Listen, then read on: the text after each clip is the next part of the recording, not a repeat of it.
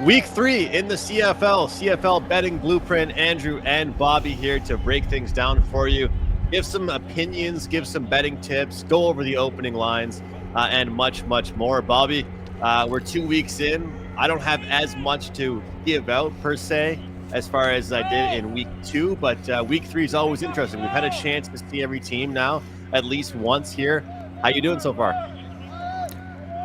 Good. It's been a pretty good first 2 weeks here. 6-2, up for 4.5 units already. So I proved literally you can't win them all when I tried betting both sides of that Redblacks Als game last week. Luckily, I'm a professional and hedged my Redblacks bet like anybody should who's going to put money on that team right now.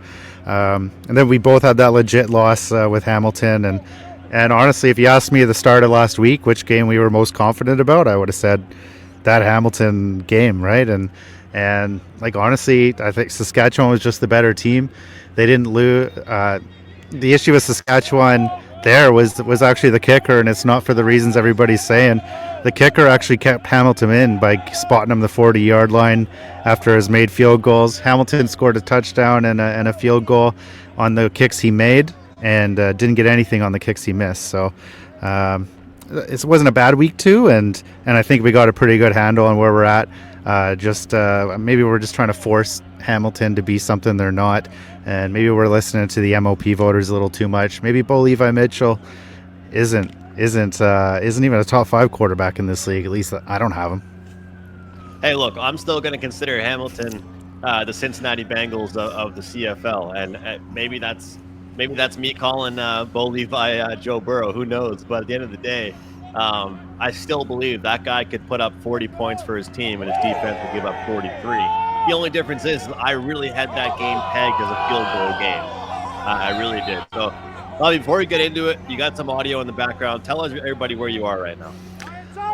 Well, I'm just reporting live from BC Lions practice. Filming session has ended, so I legally can't be filming the practice going on right now, but I was checking out the starting quarterbacks here, and it looks like there's no answers because Warwick was out to start, and he's off on the sidelines now, not going to be coming back, and they got Masoli and Chase Bryce running plays with the ones. So a lot of uncertainty in this game, and that's the last game we're talking about this week. But somebody had to be here. If I'm shitting on the guys in Ontario for not showing up to practice, I got to lead by example and show up myself.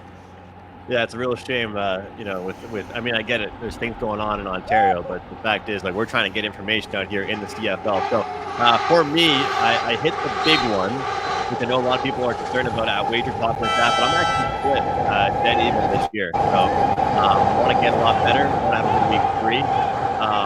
But yeah, the big one, Winnipeg, and then Montreal. I mean, what a start to the week it was for me, and then I missed on the over in the third game of the week, the Toronto game, and missed on Hamilton plus 3.5. So Thursday, Friday, fantastic. Saturday, not so great. Not to mention that the Oilers game didn't go my way either, with them being back at home. So, hey, we're going to talk about it when we win. I'm going to talk about it when we lose. You won't really find that on a lot of channels, but we're still profitable this season. That's all that matters so far. Bobby, we've got some opening lines to look at. We'll talk about some current lines and all that good stuff. But just really quick, like anything that you're noticing in the league so far, we've talked a lot about game day steam coming in. I just found that this week I didn't have as much urgency to get in on stuff like right away. I might make a bet or two this evening, but anything you've noticed through 2 weeks as far as just the markets are concerned? Yeah, there seems to be a little steam on the offshores. They usually put them up Monday night, and by Tuesday the numbers move a little bit, and then again the game day steam comes in, and it's the same direction it was going on the Tuesday. So there hasn't really been any back and forth. That's why there's a couple numbers that like I'm interested in right now, but like I was on the wrong side of the CLV on that Bombers game.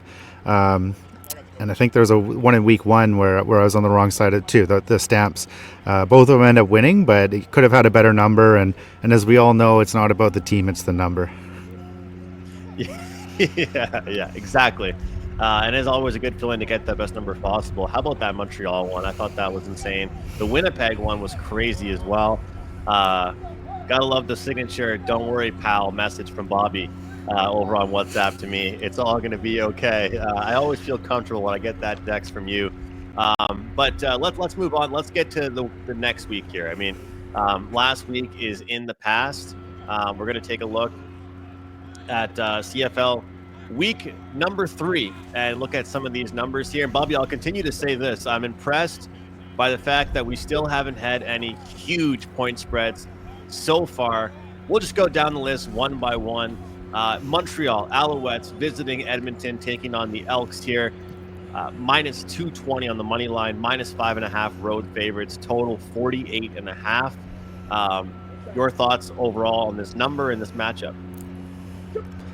Well, the problem is, like, these Elks, it's another team that, like, first off, I wanted to fade these Elks the entire first half of the season until MBT comes in to kind of rescue them and get a playoff spot out of this. But, like, they're another team that's struggling with a kicker, and eventually I just want one of these teams to not dress one and see how it goes. I know Sean White can probably hear me right now, and nothing against him, but like this kicking's just ruining the game, and nobody realizes it yet. So everybody on the other hand here loves Montreal, saying they're back, they're better than ever. It's the same team that Cody Fajardo kind of rode last year.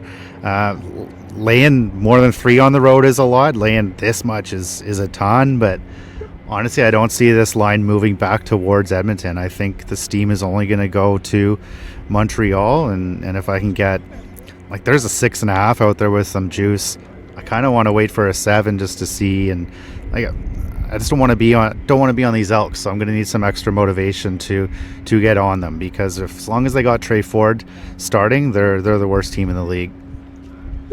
Well, this is what's funny, the plus 5.5 being the minus 115. But as we talked about at the start of the show, guys, I mean, at the end of the day, you figure out what you want, and if you think it's worth waiting for. Like, I didn't even know 100% I was going to be on Winnipeg at the 2.5 number last week.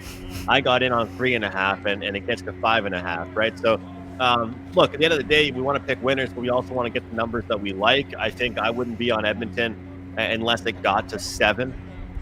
6.5, 7 would probably be where I'd want to go.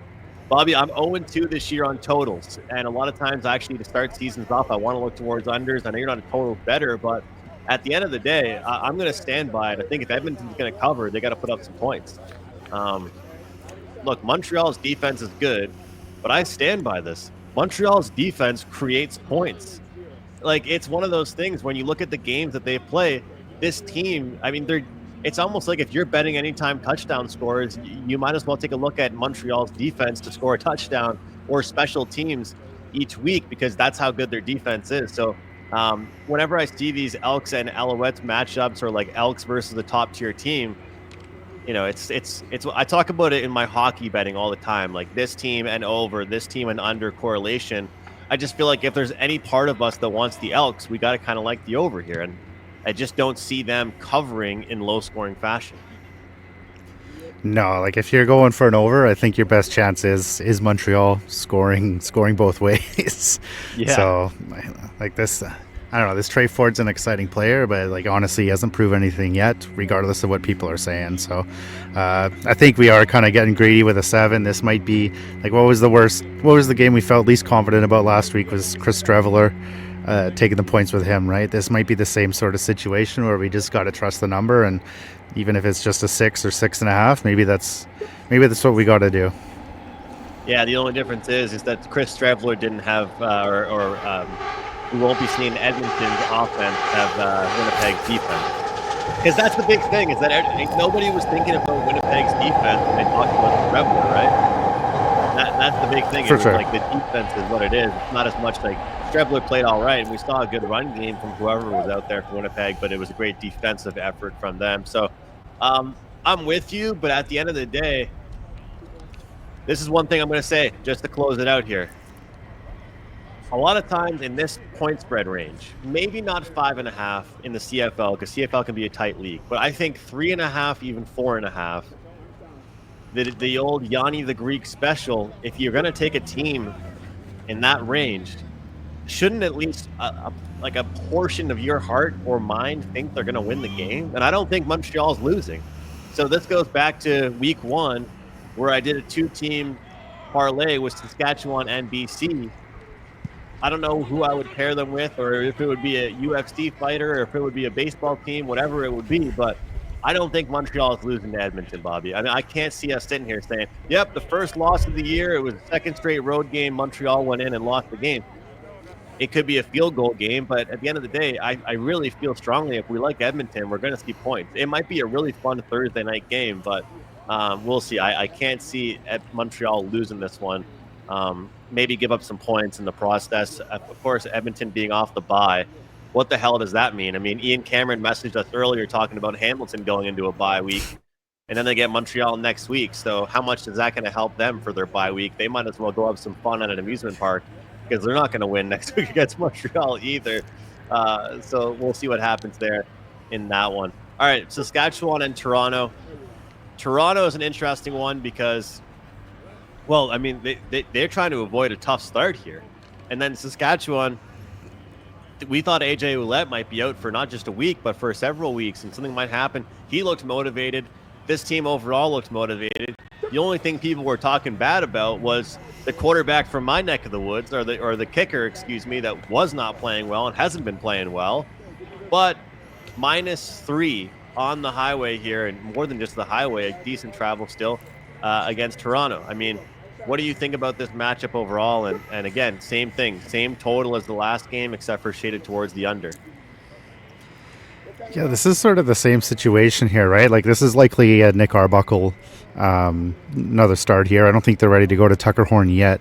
And Arbuckle's basically proven that he was who we thought he was. Just shows how many people, not only do they not watch the season, they don't even watch the Grey Cup, because McInnis should have been the MVP of that Grey Cup, and Milligan should have been the MOP of the season. So, like, they're waiting for Chad Kelly. I don't know if he's coming back. I thought I heard somebody accidentally let it slip that he might be gone the first 6, but I don't think they can kind of retroactively add him to the 6-game injured list. So I wouldn't even bother asking the CFL. They're not going to get back to me. They never do. So I think this line is only going to kind of get higher with Saskatchewan. Saskatchewan's still looking good. There's still a few things to worry about, especially with their wide receivers. But right now, this line is kind of where I thought it would be. I thought it'd be 3 and a hook maybe for the Riders. And I don't know if there's going to be enough movement either way for me to jump on this. The Edmonton game maybe, but this one I think I'm just going to, might be one of the few so far this season that I'm sitting out. Yeah, I just think that based on what we've seen from the Roughriders so far, Bobby, in my handicapping, this is one of those games here when I take a look at a team's first 2 performances of the year. And when you look at the Redblacks, and let me know if I'm speaking out of terms here, but Redblacks defense isn't really known for being great, are they? You know, they gave up 31. Hamilton's defense isn't really known for being great. They gave up 28. And it could have been worse, probably. It probably could have been worse. So, you know, I punched in 7-1 on the Roughriders to start the season for the Grey Cup. I didn't want to put a plus 230 ticket on a team like Montreal and, you know, have 4 months held up of a future at a price like that. But at the end of the day, the sample size here, if you're a fan of Saskatchewan, if you're a sports bettor that takes looks at Saskatchewan each week, you cannot be more bullish on this team right now. And you look at Ottawa, you look at Hamilton, those are 2 secondaries and 2 offensive lines that you don't mind going up against in week 1.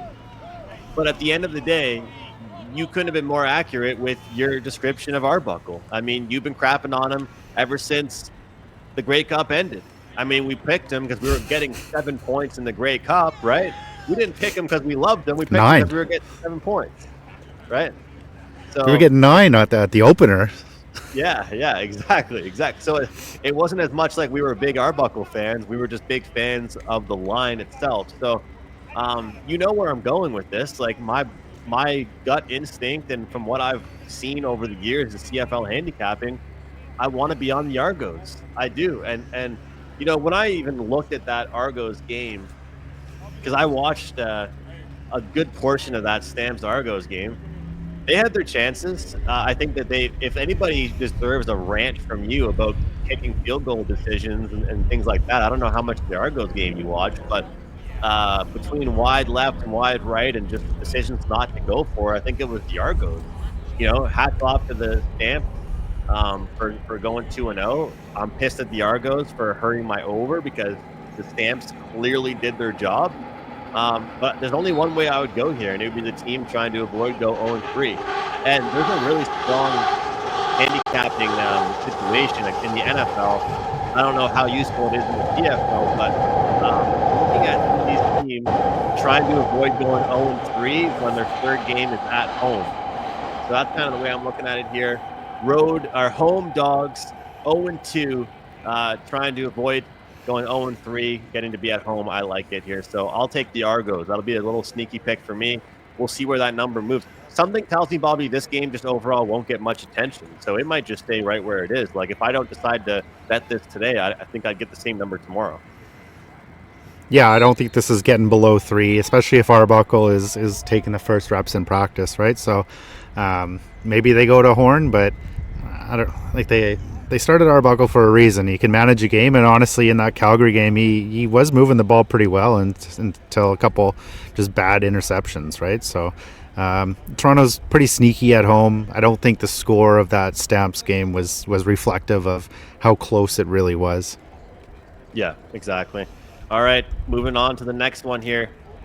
Ottawa and Calgary, the two teams that I'm known for hating on the most. As we see small favorites here on the road for the Redblacks. Calgary here, they're back at home, minus 105, total 51.5. We just talked about Calgary putting up a 29 spot on the road in Toronto, spoiling the party for the Argos home opener here. This Redblacks team overall was coming off the last game 39-18, and we always ask ourselves, well, how much credit do we give to just Montreal for being great? Everybody is ready to label them Grey Cup champions already through 2 weeks. So with Drew Brown looking like he might be back, how much are you ready to just give credit to Montreal and not as much crap all over the Redblacks here? They did give up 39 though. Yeah, like the only way Redblacks have a chance here is with Drew Brown, and he's back at practice today. The line kind of reflects it. It switched back to Ottawa. This has kind of been around pick and still basically is a pick at 115. So Calgary's got injuries with Bagleton out, but like VA was still able to move the ball. But the defense has only shown up against Hamilton and they got kind of torched by Bo Levi in garbage time there. Nick Arbuckle looked okay until he started ripping those interceptions, those bad decisions. So I'm still a little worried about this Calgary defense. Ottawa's defense, like you said, it is what it is. If this line goes back towards Calgary, I'm probably just going to take whichever is the dog here, right? So, but if it is betting on Ottawa, I am still like, you got to still restrict yourself. Extreme caution with this team. They didn't have a lot of bad decisions last game. There were a couple I actually agreed with, and one of them was on the 1 yard line when they went for it. Usually Bob Dice would be kicking a field goal from there and spotting 38 yards to the opponent. So they just can't be trusted. But eventually you're going to have to bet the number. I don't think there's going to be a 3 here, but that's where I jump. Otherwise, this is another one where I think the line is where it should be. With the news of Drew Brown starting, I think Ottawa should be a slight favorite, even though they're on the road. Calgary, just a little inflated so far this year. Who did they really beat? You gotta use your power rankings, not your standings for this one. Yeah, I agree, and that's. I also think on top of using your power rankings, you have to use home field advantage and how much you think home field matters. Ottawa coming off a game where they were at home traveling to Calgary. How much do we care about early season traveling? I don't think it's that bad. Their game was on Friday. They're playing on a Saturday. That doesn't worry me too much. This is the thing about Ottawa is I like getting points with them.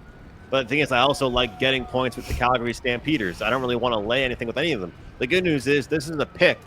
And with Bagleton going down, one thing that I've said about the Redblacks is they do have weapons.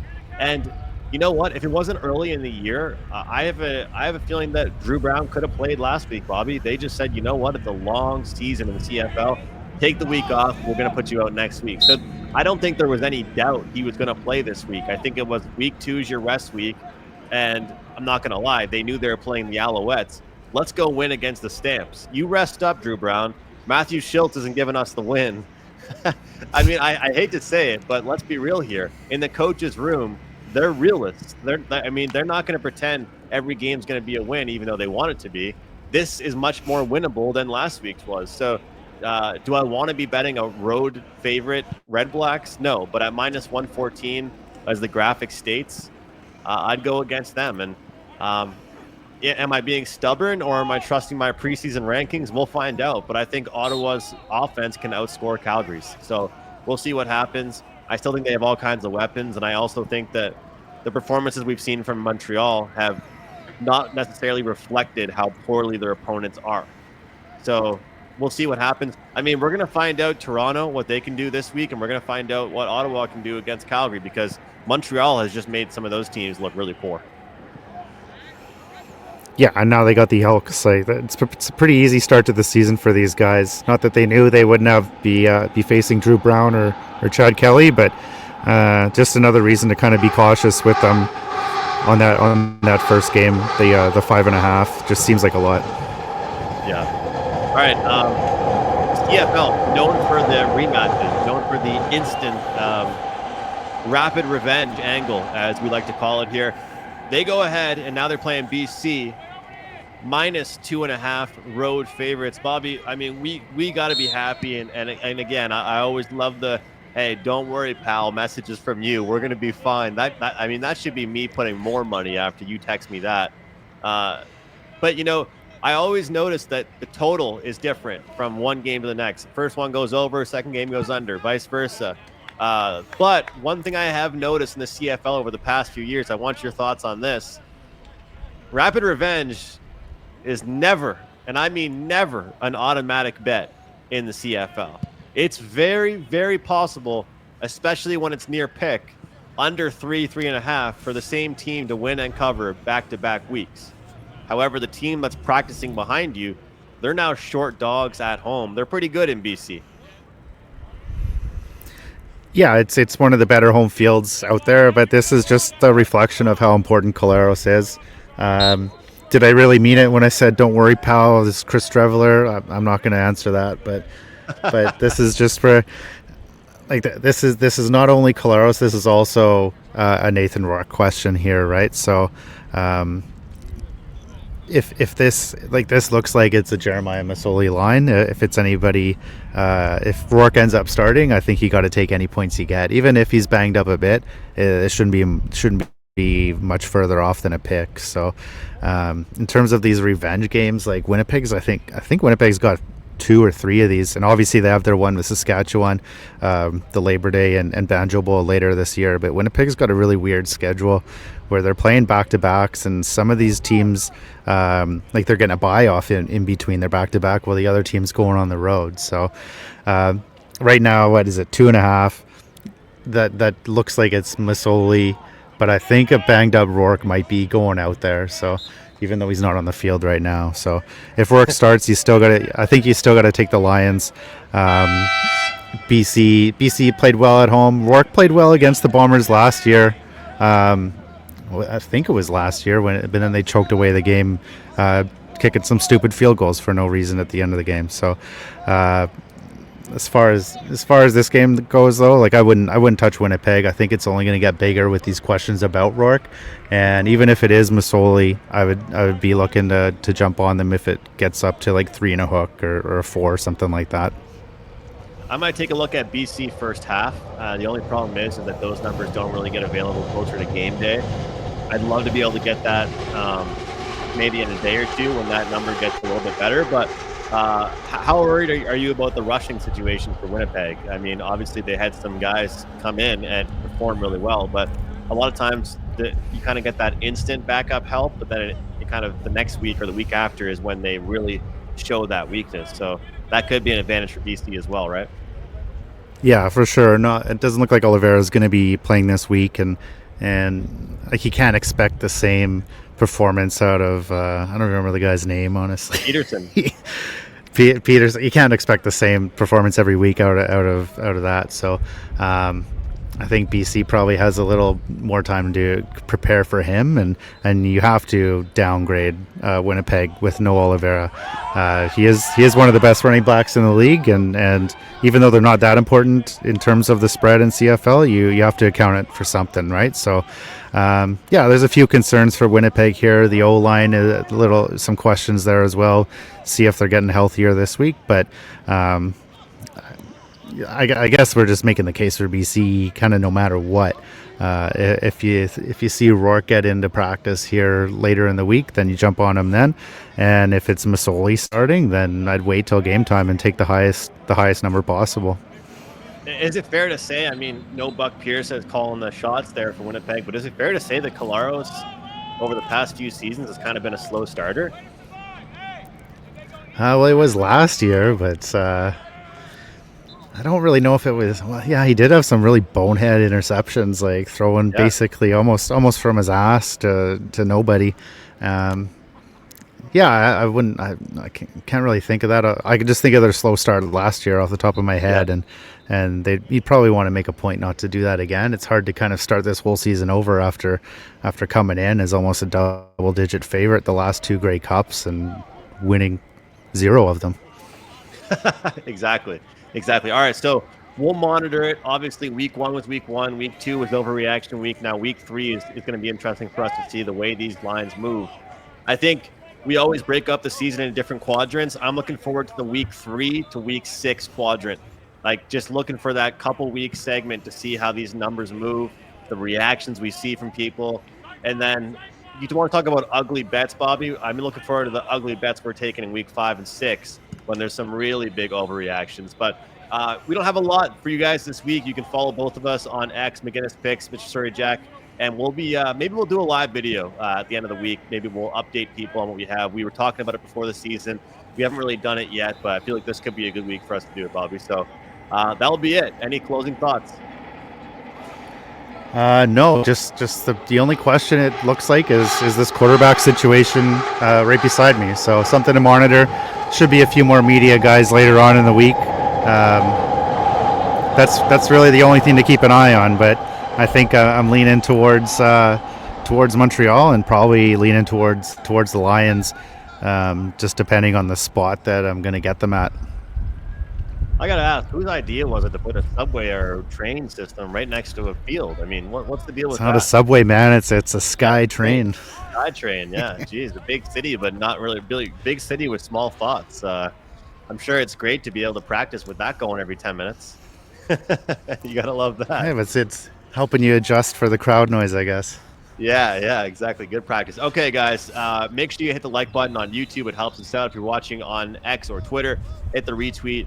That will do us a big solid, and let's keep cashing these tickets in the CFL. Until next time, this is the CFL Betting Blueprint.